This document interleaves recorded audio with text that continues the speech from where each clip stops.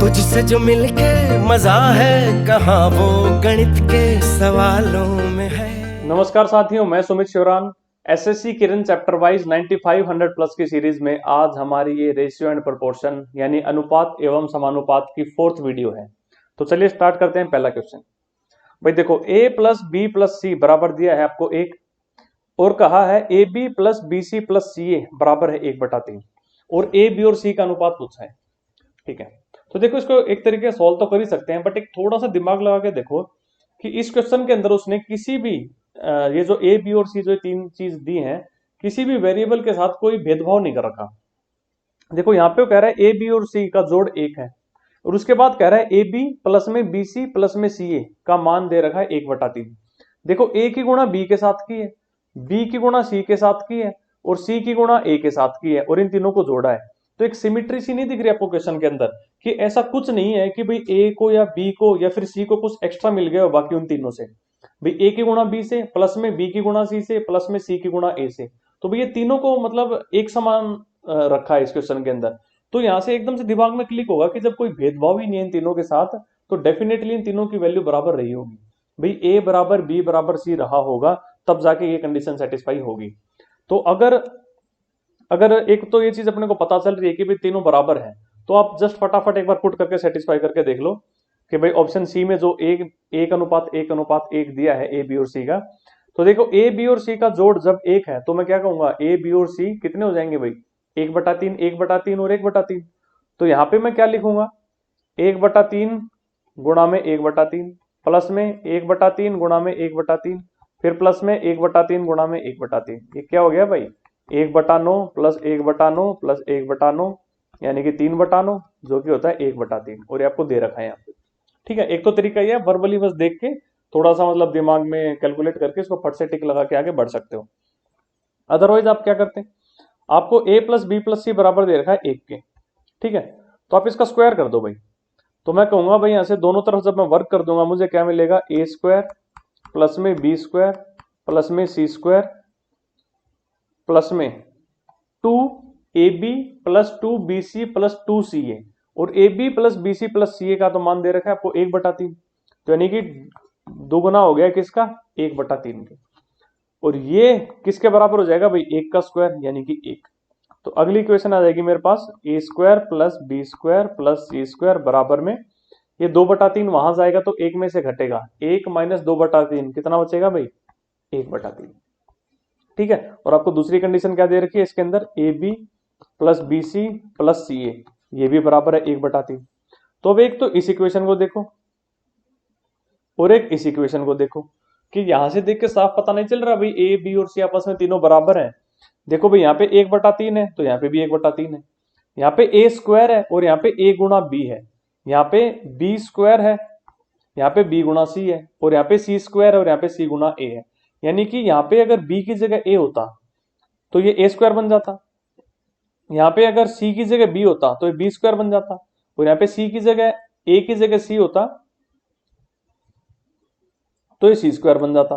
ठीक है, तो यहां से मुझे साफ देख के पता चल रहा है कि ए बराबर है बी बराबर है सी के। ठीक है, तो चलिए आप कह दोगे 1:1:1 जो कि ऑप्शन 3 में अपने पास। चलो भाई नेक्स्ट, भाई ए और बी का अनुपात दिया है, बी और सी का अनुपात दिया है और आपसे पूछा है ए स्क्वायर का अनुपात बी स्क्वायर का अनुपात बी सी से। तो देखो ए अनुपात बी अनुपात सी निकाल लो पहले। ये आपको दिया है भाई 2:3 और ये आपको दिया है 4:5। ठीक है, तो यहां से भाई 4 दूनी 8 4 तिया 12 और 3 पंजे 15, इन तीनों का अनुपात आ गया। ठीक है, अब उसने बोला है ए स्क्वायर का अनुपात बी स्क्वायर का अनुपात बीसी से, तो ए स्क्वायर की जगह कितना लिख दोगे 8 का स्क्वायर भाई 64 हो गया। बी स्क्वायर कितना लिख दोगे भाई 12 का स्क्वायर 144 और बी गुना में सी यानी कि 12 गुना में 15 कितना भाई 180। ठीक है, इसको काट लो 4 से काट लो, 4 से काटोगे 16 पे कटेगा, ये कटेगा 36 पे और ये कटेगा 45 पे। तो 16:36:45 आपका उत्तर हो जाएगा जो कि ये आपके पास ऑप्शन बी में। ठीक है, चलिए भाई नेक्स्ट, किसी संख्या का 0.6 दूसरी संख्या के 0.08 के बराबर है। ठीक है, वही बात मैंने मान लिया a का 0.6 बराबर है b के 0.08 के, तो यहां से मैं सीधा सीधा कह दूंगा भाई ए अनुपात बी कितना, भाई ए को वो मिलेगा जो बी के पास है और बी को वो मिलेगा जो ए के पास है, यही बात हुई थी अपने बीच। तो मैं कह दूंगा 0.08 का अनुपात 0.6 से। ठीक है, अब इन दोनों को 100 से गुणा कर दो, यहां आपको मिल जाएगा 8, यहां मिल जाएगा 60। ठीक है, अब इसको 4 से काट दो, 4 दूनी 8 और 4 इंटू 15 होता है 60। तो 2 अनुपात 15 यानी कि option C 2:15 is the right answer. ठीक है, चलो भाई नेक्स्ट। ए और बी का अनुपात दिया है, बी और सी का दिया है, सी और डी का दिया है, तो आपसे पूछा है डी सी बी और ए का ज्ञात कीजिए। तो बस ऑप्शंस में देखो, टिक लगाओ और आगे बढ़ो, इसको पूरा सॉल्व नहीं करना होता आपको। तो देखो ए अनुपात बी 1:2 होना चाहिए। कौन कौन से ऑप्शंस के अंदर है पहले तो ये चेक कर लो। क्या ये 1:2 है भाई? नहीं है। क्या ये 1:2 है? अच्छा सॉरी उसने आपसे देखो पूछा क्या है, डी सी बी ए पूछा है। ठीक है, उल्टा चेक करना है भाई आपको। तो ये तो देखो चारों 1:2 दे रखे हैं इसमें, चार ऑप्शन में। अब अगला चेक करो, आप देखो सी अनुपात बी कितना होना चाहिए भाई, या फिर मैं कहूं बी अनुपात सी कितना होना चाहिए, 3:4। भाई क्या ये 3:4 में है? नहीं है। क्या ये 3:4 में है? नहीं है। क्या ये 3:4 में है? नहीं है। क्या ये 3:4 में है? हाँ भाई है। तो मैं कह दूंगा ऑप्शन 4 मेरा आंसर होगा, टिक लगा के आगे बढ़ जाएंगे। ठीक है, आप इस तरीके से करो इन क्वेश्चंस को। अदरवाइज जो प्रॉपर तरीका होता, डिस्क्रिप्टिव पेपर होता, तो आप इसको ऐसे करते, ए अनुपात बी अनुपात सी अनुपात डी, ऐसे लिख के। ए और बी का अनुपात दे दिया 1:2, बी और सी का दे दिया 3:4, सी और डी का दे दिया 5:6। ठीक है, अब जो जो जगह खाली रह गई, देखो ये जगह खाली है, ये जगह खाली है, ये खाली है, ये खाली है, ये खाली है, ये खाली है। तो इनमें आप वही लिखोगे जो इनके जस्ट लेफ्ट या राइट में हो। इधर देखो भाई, 2 को मैं यहां भी लिख दूंगा, यहां भी लिख दूंगा, 4 को यहां लिख दूंगा, इस 3 को इधर लिख दूंगा, इस 5 को यहां भी लिख दूंगा और यहां भी लिख दूंगा। अब इनको आपस में मल्टीप्लाई कर लो भाई, 5 3 कितना 15। ठीक है, 5 3 15, 15 दूनी 30, 5 चौके 20, 20 दूनी 40 और 6 पंजे 24 ना, 6 चौके 24 और 24 दूनी 48। ठीक है, ए बी सी डी मिल गया 15 30 40 और 48, लेकिन उसने आपसे उल्टा पूछा है, डीसीबीए पूछा है। तो मैं कहूंगा 48:40:30:15, जो कि ये रहा ऑप्शन डी में है। ठीक है, चलो भाई नेक्स्ट। एक रेफ्रिजरेटर तथा एक टेलीविजन के मूल्य का अनुपात आपको दे दिया 5:3 और बोला रेफ्रिजरेटर की कीमत टेलीविजन से 5500 अधिक है, तो रेफ्रिजरेटर का मूल्य बताओ। ठीक है भाई, ये हो गया आपका रेफ्रिजरेटर और ये हो गया टेलीविजन। इनका अनुपात दे दिया 5:3। तो इनका अंतर कितना आ रहा है भाई? अगर हम 5 और 3 ही अगर इनकी कीमत मान लें तो 2 का अंतर आ रहा है, लेकिन सवाल कह रहा है भाई 2 का अंतर नहीं है, अंतर तो 5500 का है। इस 2 की जगह आपको 5500 दे रखा है। कितना गुना ज्यादा भाई? 2750 गुना। ठीक है, फिर पूछा क्या है, रेफ्रिजरेटर का मूल्य क्या होगा, यानी इस 5 की जगह पूछा है भी क्या उत्तर होगा। तो इस 5 को गुणा कर दूं 2750 से, कितना भाई? 13750। Option C 13750 is the right answer. चलो भाई नेक्स्ट। एक्स वाई थैलों में गोलियों की संख्या का अनुपात 2:3 है। वाई थैले से 5 गोलियां निकालकर एक्स थैले में डाल दी गई। अब हर थैले में गोलियों की संख्या बराबर हो गई, तो हर थैले में गोलियों की संख्या क्या है? देखो भाई, ये एक्स है और ये वाई है। इसमें बोला है कि भाई ये 2:3 में है। ठीक है, बस सोचना है इस सवाल को। वो कह रहे हैं वाई में से आपने 5 गोलियां निकाली और एक्स में डाल दी, और ऐसा करने से भी दोनों बराबर हो गई। तो यानी कि आपने वाई में से जब 5 गोलियां निकाली तो वाई की गोलियां 5 घट गई, और एक्स में जब वो 5 गोलियां डाल दी तो एक्स की गोलियां 5 बढ़ गई, और ऐसा होने के बाद अब ये दोनों बराबर हो गई। तो भाई इसका मतलब उन स्टार्टिंग में उन दोनों थैलों में जो गोलियां थी उनका अंतर कितना रहा होगा? देखो, एक में से मैं 5 घटा रहा हूं और दूसरे में 5 जोड़ रहा हूं, तो दोनों बराबर हो रहे हैं। इसका मतलब उनके बीच अंतर 10 का था। भाई एक में से मैंने 5 घटा दिया और दूसरे में 5 जोड़ दिया, तो अब वो दोनों बराबर हो गए। इसका मतलब पहले उनमें 10 का अंतर था। भाई एक में से मैंने 5 घटाया तो 5 छोटा हो गया, दूसरे में मैंने 5 जोड़ दिए तो 5 बड़ा हो गया। एक संख्या 5 घट गई, दूसरी 5 बढ़ गई, तो भी बराबर हो गई। इसका मतलब पहले उनमें अंतर 10 का था। तो 10 का अंतर था, तो यहाँ पे मुझे अंतर तो 1 का दिख रहा है, तो मैं कहूंगा 1 नहीं ये 10 है, तो ये 2 नहीं 20 है, और ये 3 नहीं 30 है। उसने पूछा क्या है, अब हर थैले में गोलियों की संख्या क्या है? भाई इसमें से आपने 5 निकाली और इसको दे दी, तो यहां से 5 गई और यहाँ 5 मिली, तो अब दोनों जगह 25-25 है। ठीक है, पहले ये 20 और 30 थी, 30 में से 5 गई, 25 बची, 20 में 5 जोड़ दी, 25 हो गई, अभी दोनों बराबर हो गई। ठीक है, तो अब हर थैले में 25-25 गोलियां हैं। चलो भाई नेक्स्ट, दी गई दो समान संख्याओं में से प्रत्येक से छोटी संख्या का आधा घटाया गया है, फिर परिणामी संख्याओं में बड़ी वाली छोटी वाली से 5 गुना है, तो बड़ी संख्या का छोटी संख्या से अनुपात बताएं। चलो भाई, मैंने मान ली बड़ी संख्या a है और छोटी संख्या b है। अब किया क्या, छोटी संख्या का आधा मैंने छोटी में से भी घटाया और बड़ी में से भी घटाया, और ऐसा होने के बाद उसने बोला है कि बड़ी वाली छोटी वाली से 5 गुना हो गई, यानी कि बड़ी वाली 5 हो गई अगर छोटी वाली 1 हुई तो। ठीक है, 1 का 5 गुना होता है 5। तो देखो पहले ये कुछ रही होंगी यहां पे, अब ये बड़ी है और ये छोटी है। अब छोटी में से छोटी का आधा घटाया, तो भाई किसी संख्या में से अगर मैं उसका आधा घटा दूं तो वो आधी बच जाती है। तो लेकिन यहाँ पे मुझे क्या कह रहा है भाई, ये मेरा क्वेश्चन, भाई 1 बच गई, तो इसका मतलब स्टार्टिंग में वो 2 थी, 2 में से 2 का आधा घटाया तो 1 बची। ठीक है भाई, आधा घटाने के बाद आधी बचती है और मैं देख रहा हूं 1 बची है, तो इसका मतलब पहले कितनी थी, वो 2 थी, तो पहले 2 थी, तो 2 से 1 हुई है, तो कितना घटाया है भाई, 1 घटाया है, तो इसका मतलब 1 ही मैंने यहां से भी घटाया होगा a में से। तो भाई किस में से मैं 1 घटाऊं कि 5 बचे, तो मैं कहूंगा भाई 6 में से 1 घटाओगे तो 5 बचेगा। इसका मतलब पहले ये 6 और 2 के अनुपात में थी, तो 2 का आधा 1, 2 में से 1 घटा दिया 1 बचा, और 2 का आधा 1, ये 6 में से घटा दिया तो 5 बचा, तो अब ये 5 अनुपात 1 हो गई। भाई बड़े वाली छोटी वाली की 5 गुना हो गई। तो उन्हें पूछा है तो बड़ी संख्या का छोटी संख्या से अनुपात क्या है। बड़ी संख्या अगर 6 है तो छोटी संख्या 2 है, मैं कहूंगा भाई 6 अनुपात 2, जिसको मैं कह सकता हूं क्या भाई, 3 अनुपात 1। ठीक है, so option C 3:1 is the right answer. चलिए भाई नेक्स्ट, दो संख्याओं के योगफल और उनके अंतर का अनुपात 5:1 है। ठीक है, ऐसा क्वेश्चन आ चुका है अपने बीच। भाई जब भी आपको दो संख्याओं का योगफल और उनके अंतर का अनुपात दिया हो, तो बड़ी संख्या और छोटी संख्या का अनुपात क्या होगा, मैं कहूंगा भाई एक बार इनको जोड़ दो, 5 और 1 कितना 6, और एक बार इनको घटा दो, 5 में से 1 गया कितना 4, तो 6:4 यानी कि 3:2 उत्तर हो जाएगा बड़ी और छोटी संख्या का अनुपात। ठीक है, यानी 3:2, option 2 is the right answer. चलो भाई नेक्स्ट, संख्याओं 12, 16 एवं 18 का चौथा समानुपातिक क्या है। भाई चौथा समानुपातिक मतलब चतुर्थ अनुपात की बात कर रहा है, जिसको इंग्लिश में कहते हैं फोर्थ प्रोपोर्शनल। भाई इसका मतलब ये है कि जो अनुपात 12 का 16 से है वही अनुपात 18 का किस से होगा, और ये आपसे पूछा गया है।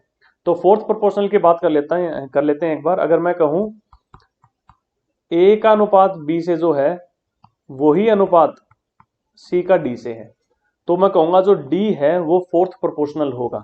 यहां से मैं ये कह सकता हूं a बटा b बराबर है c बटा d के, तो मैं कह दूंगा d किसके बराबर हो जाएगा भाई, b गुणा c बटा में। इस चीज को याद रखो। ठीक है, आपका फॉर्मूला बन गया। यानी कि फोर्थ प्रोपोर्शनल हमेशा क्या होगा, आपकी दूसरी और तीसरी संख्या को गुणा करो और पहली से भाग दे दो। ठीक है, फोर्थ प्रोपोर्शनल का ये फॉर्मूला है, इसको हमेशा याद रखना। तो चतुर्थ अनुपात उसने मुझसे पूछा है, तो मैं कह दूंगा किसके बराबर, दूसरी और तीसरी को गुणा करो और पहली से भाग दे दो। तो देखो 6 से काटो, 6 दूनी 12, 6 तिया 18, 2 इसको काट देगा 8 पे, तो 8 तिया 24, option B 24 is the right answer. ठीक है, ये तो संख्याएं थोड़ी छोटी थी, आप इसको बिना सोल्व किए भी आप मन में कैलकुलेट कर सकते थे।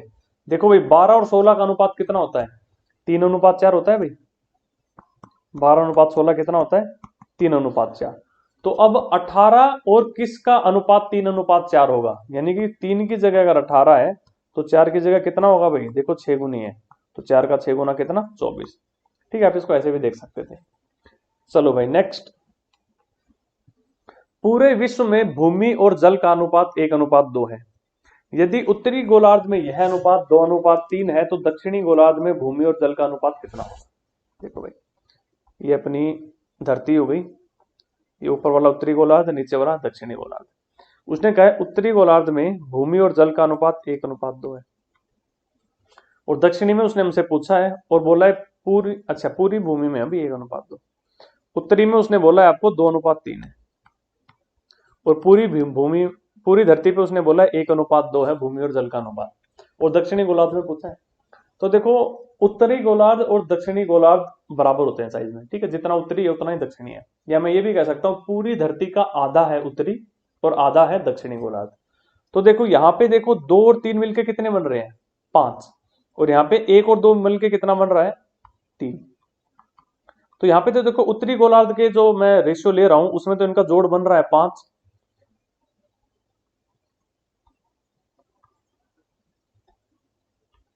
ठीक है, और पूरी धरती का जोड़ बन रहा है 3। ये तो हो नहीं सकता भाई, पूरी धरती का आधा होना चाहिए उत्तरी गोलार्ध। यानी देखो पहले तो इस 5 और 3 को मैं बराबर कर लूं, कितने पे हो जाएंगे 15 पे, फिर मैं धरती को बना दूं 30 और उत्तरी रह जाएगा 15, तो ये चीजें अच्छी लगेंगी। अगर पूरी धरती अगर 30 है तो उत्तरी 15 और दक्षिणी भी 15, ऐसा ही तो होता है। देखो तो आप इसको ऐसे मान लो, ये हो गया आपका उत्तरी, ये हो गया दक्षिणी, और इनका जोड़ हो गया पूरी धरती, ठीक है। अब पूरी धरती पे आपको उसने कहा है भाई, वो आपको कह रहा है 1:2 में, उत्तरी में वो कह रहा है 2:3 में। तो देखो 2 और 3 कितने हो गए 5, और ये 1 और 2 कितने हो गए 3। तो भाई ये तो हो नहीं सकता ना कि पूरी धरती 3 है तो उत्तरी अकेला 5 हो गया, तो उसका आधा होना चाहिए। तो आधा कैसे हो सकता है, पहले मैं इनको बराबर कर लूं और फिर पूरी धरती वाले को मैं 2 से गुना कर दूं। तो बराबर कैसे होंगे, इसको मैं 3 से गुना करूं और इसको 5 से गुणा करूं, अभी दोनों बराबर हो गए, ठीक है भाई। ये भी 15 बन गया, ये भी 15 बन गया, लेकिन मुझे पूरी धरती को 30 बनाना होगा अगर मैं उत्तरी गोलार्ध को 15 मान रहा हूं तो इसको 30 बनाने के लिए इसको मैं 2 से गुणा और करूंगा। तो मैंने टोटल किससे गुणा किया, इसको 5 से भी और 2 से भी। तो 5 से गुणा और 2 से गुणा मतलब 10 से गुणा। तो मैं कह दूंगा भाई 10 से गुणा किया तो ये 10, इसको 10 से गुणा किया तो ये 20, इसको 3 से गुणा किया है आपने, तो 2 तिया 6 और ये 3 तिया 9। अब चीजें ठीक लग रही हैं। देखो उत्तरी गोलार्ध में ये है आपकी भूमि और ये है जल। भूमि अगर 6 है तो जल 9 है, और पूरी धरती पे उसने बोला है भूमि अगर 10 है तो जल 20 है। तो देखो 10 और 20 30 हो गया, और यहाँ पे 6 और 9 15 हो गया, 15 30 का आधा होता है। तो देखो 6 में कितना जोड़ दूं कि 10 बन जाए, उत्तरी में तो 6 है, पूरी धरती पे 10 है, तो दक्षिणी में कितना रहा होगा भाई, डेफिनेटली 4 रहा होगा, 6 और 4 10 बन रहे हैं। उत्तरी में अगर जल 9 है, पूरी धरती पे 20 है, तो दक्षिणी में कितना रहा होगा भाई, 20 में से 9 गए 11, ठीक है। यानी कि दक्षिणी गोलार्ध में भूमि और जल का अनुपात 4:11 हो जाएगा, जो कि ये रहा मेरे पास option D, 4:11 is the right answer. चलिए भाई नेक्स्ट, 10:18, 7:21, 12:16 और 8:20 में न्यूनतम अनुपात क्या है। ठीक है, 4 अनुपात दे दिए और आपसे पूछा है सबसे छोटा कौन सा होगा, तो इसको तो कुछ नहीं करना, देख लो आप सबसे छोटा कौन सा है। एक कह रहा है भाई 10/18, एक उसने बोला है आपसे 7/21, एक का है 12/16 और एक का है 8/20, ठीक है। तो 10/18 का मतलब हो गया आपका 5/9, ठीक है, 5/9, जिसको आप कहोगे भाई कितना 0.555555 चलता जाएगा ऐसे, ठीक है। 7/21 मतलब 1/3, और 1/3 कितना होता है 0.3333 ऐसे चलता जाता है। 12/16 मतलब 3/4, जो कि कितना होता है भाई 0.75। 8/20 मतलब भाई 2/5, ठीक है, 2/5 40% होता है, यानी 0.4। तो पूछा है सबसे छोटा अनुपात कौन सा है, छोटा तो ये हो गया भाई 0.3333 वाला, यानी 7:21, ये सबसे छोटा है, ठीक है। चलो भाई नेक्स्ट, यदि x-2 और x-3 के बीच मध्यानुपाती x है तो x का मान क्या है। तो देखो मध्यानुपाती बताया गया था भाई a और c के बीच b मध्यानुपाती कहलाएगा कब, जब b² बराबर होगा ac के, ठीक है, ये बात हो चुकी है अपने बीच। मध्यानुपाती का मतलब है कि a अनुपात b बराबर है b अनुपात c के, तो मैं कहूंगा b जो है वो a और c के मध्यानुपात है, मीन प्रोपोर्शनल है। तो उसने आपको ये बोला है इन दोनों के बीच मीन प्रोपोर्शनल x है, तो मैं कह दूंगा भाई x का स्क्वायर बराबर होगा x-2 गुणा में x-3।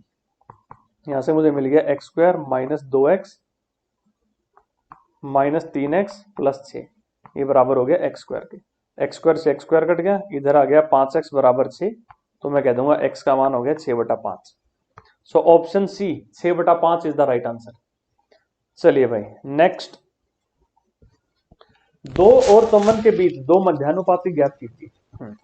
अब 2 संख्याएं दे दी आपको 2 और 54, इनके बीच में बोले 2 मध्यानुपाती ज्ञात करो, मतलब कि जैसे आपको कोई कह दे a और d के बीच 2 मध्यानुपाती ज्ञात करो, तो मैं कह दूंगा b और c इनके बीच 2 मध्यानुपाती होंगे कब, जब मैं कहूंगा ए का अनुपात बी से जो है वो ही अनुपात सी का डी से हो, तो मैं कहूंगा बी और सी जो है वो ए और डी के बीच में दो मध्यानुपाती हैं।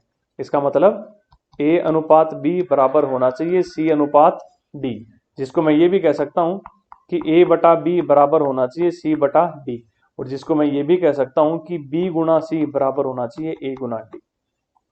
इसका मतलब दोनों मध्यानुपातों की गुणा इन दोनों संख्याओं के गुणा के बराबर होनी चाहिए। भाई यही तो बात हुई। तो इन दोनों संख्याओं की गुणा कितनी हो गई? 2 गुना 54। तो मैंने दोनों मध्यानुपातों मान लो बी और सी ही मान लिए, तो बी गुना सी मुझे कितना करना है? 2 गुना 54, यानी कि कितना भाई? 108। यानी मुझे 2 और 54 के बीच दो ऐसी संख्याएं ढूंढनी है जिनको मैं गुणा करूं तो 108 मिले। और आपके सामने 4 संख्याएं तो उसने पहले ही रख दी है, चारों ऑप्शन। तो आप देख लो कौन से के गुणा करने से 108 बन रहा है। भाई 6 के गुणा 18 से करोगे तो 108 बन रहा है क्या? हाँ भाई बन रहा है। ठीक है, तो ये मेरा आंसर हो गया। 6 के गुणा 12 से 72 होता है? नहीं। 6 के गुणा 9 54 होता है? नहीं। 12 के गुणा 18 से? ये भी नहीं। ठीक है, तो मेरा आंसर हो जाएगा 6 और 18। या फिर आप इसको ऐसे सेटिस्फाई भी कर सकते हो कि जो अनुपात 2 का 6 से है वही अनुपात 18 का 54 से है। देखो 2 का 3 गुना 6 तो 18 का 3 गुना 54। ठीक है, चलिए भाई next. a plus B plus C बराबर है 4√3 और a square plus B square plus C square दे दिया 16। तो a b और c का अनुपात क्या है? देखो फिर से वैसा ही क्वेश्चन एक अपने पास पहले भी आया था ये क्वेश्चन। इस क्वेश्चन को देख के लग रहा है भाई सवाल के अंदर कुछ सिमिट्री है। a b और c इन तीनों ही वेरिएबल्स में किसी के साथ भी कोई भेदभाव नहीं किया गया। पहली इक्वेशन आपको दी है a plus B plus C बराबर है 4√3। उसके बाद अगली दी आपको a का स्क्वायर प्लस बी का स्क्वायर प्लस सी का स्क्वायर बराबर 16। देखो a का भी स्क्वायर किया, b का भी स्क्वायर किया, c का भी स्क्वायर किया, तो किसी के साथ कोई भेदभाव नहीं हुआ। ऐसा नहीं हुआ कि भाई एक का तो स्क्वायर कर दिया लेकिन दूसरे का नहीं किया हो, या एक की तो गुणा कर दी दूसरे के साथ लेकिन तीसरे की गुणा किसी से नहीं हुई है, ना पहले से ना दूसरे से। तो बड़ा सिमिट्री है इस क्वेश्चन के अंदर। तो यहाँ से साफ देख के पता चल रहा है कि इन तीनों जो वेरिएबल हैं ए बी और सी, इन तीनों की औकात बराबर है। तो मैं कह सकता हूँ कि इन तीनों की संख्याएं बराबर हैं, तो इन तीनों का अनुपात बराबर है। तो मैं कहूंगा 1:1:1, ये मेरा सही उत्तर होगा। ठीक है, आप इसको सेटिस्फाई भी कर सकते हो। ए बी और सी अगर 4√3 है तो मैं कह दूंगा कि ये तीनों अगर बराबर है तो मैं कहूंगा ये तीनों क्या हो जाएंगी भाई? बी और सी की जगह भी ए ही रख दो, तो मैं कह दूंगा 3a बराबर हो गया 4√3। तो a बराबर हो गया 4/√3। ठीक है, तो a स्क्वायर बी स्क्वायर और सी स्क्वायर का योग यानी a square plus A square plus A square ही। तो a स्क्वायर मुझे कितना मिल जाएगा? 16/3। बी स्क्वायर भी 16/3 और सी स्क्वायर भी 16/3। तो 16/3 प्लस 16/3 प्लस 16/3 यानी 3 बार 16/3। तो मैं कहूंगा 16। 3 से 3 कट गया, तो जो कि मुझे दे रखा है नहीं है, मेरा सही आंसर था इसका मतलब। ठीक है, दूसरा तरीका क्या था? जो आपको ये दे रखा था a plus B plus C बराबर में 4√3, दोनों तरफ स्क्वायर कर लो भाई। यहां मुझे मिल गया a square plus B square plus C square plus में twice of A B plus B C plus C A, ये भाई इसके स्क्वायर के बराबर। 4 चौके 16, 16 तिया 48। ठीक है, और यहाँ पे मुझे A square plus B square plus C square इसका मान तो 16 दे ही रखा है पहले से, तो मैं यहां से कह दूंगा दुगुना of A B plus B C plus C A. कितना हो जाएगा भाई? ये 16 उधर गया, 48 में से गया, कितना बचा? 32। तो मैं कह दूंगा A B plus B C plus C A कितना भाई? 16। ठीक है, और एक इक्वेशन मुझे पहले भी दे रखी थी, A square plus B square plus C square भी 16 है। तो इन दोनों चीजों को देख के साफ साफ पता नहीं चल रहा क्या कि भाई ए बी और सी आपस में बराबर है।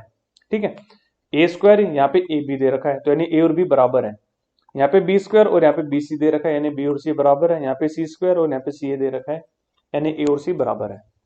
चलिए भाई नेक्स्ट, 1.21 और 0.09 का मध्यानुपात क्या है? यानी भाई इनके मध्यानुपात का जो वर्ग है वो इन दोनों संख्याओं के गुणनफल के बराबर होगा। मैंने मान लिया इनका बीच मध्यानुपात x है, तो x का स्क्वायर कितना हो जाएगा? 1.21 गुणा में 0.09। तो मैं x को कह दूंगा भाई क्या? रूट का 1.21 गुणा में 0.09। तो देखो 1.21 किसका स्क्वायर होता है? 1.1 का, और 0.09 किसका स्क्वायर होता है? 0.3 का। तो मेरा उत्तर हो जाएगा भाई कितना? 0.33। ठीक है, इन दोनों को गुणा करोगे तो 0.33 option B is the right answer. चलिए भाई नेक्स्ट, किसी रेजिमेंट में युद्ध के पहले अफसरों का जवानों से अनुपात 3:31 था। अब कह रहे हैं युद्ध में 6 अफसर और 22 जवान मारे गए, तो अभी अनुपात 1:13 हो गया। तो मान लिया भाई आपने पहले अफसर थे 3x और जवान थे 31x, ठीक है। अब अफसर 6 मर गए और जवान 22 मर गए, तो देखो भाई 3x में से 6 गए और यहाँ पे 31x में से 22 गए, तो कह रहा है अब अनुपात क्या हो गया भाई 1:13 हो गया। अभी 1/13 हो गई, ठीक है। गुणा कर लो, 39x माइनस में 78 बराबर हो गया 31x माइनस में 22।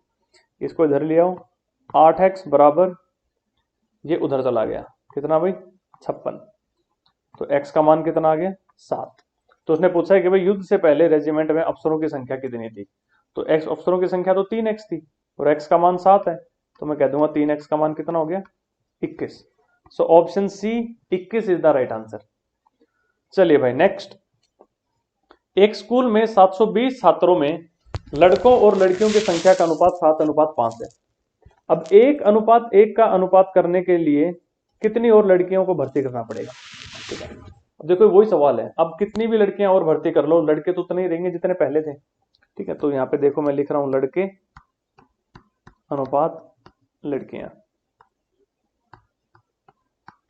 वो कह रहा है भाई लड़के और लड़कियों का अनुपात कितना था भाई 7:5।